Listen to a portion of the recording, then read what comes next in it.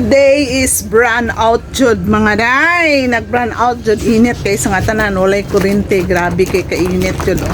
Grabe jud kaayo.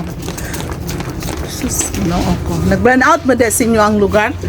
So ang the best nga tambayan bitaw diri sa tindahan pag brand out no kay diari ay. Klaro pa akong agtang. Na klaro kong agtang yato to eh. So timsa dessert ta muling ko dato asang panan kanang ato ang butang nga karton ng ato ang lubot kay init jud kay sa tanan karon. Grabe kay kainit.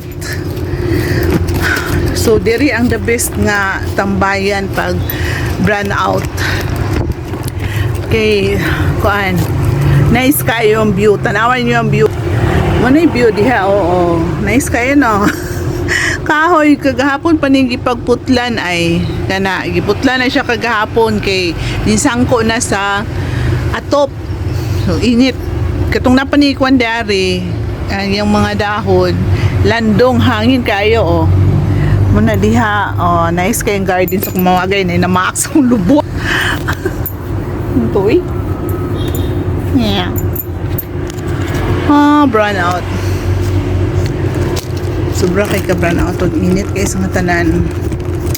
Kilang kay imbis na ako ibuhaton ron wala. Dili na ako mabuhat kay init kay sa sulod. Diri rata.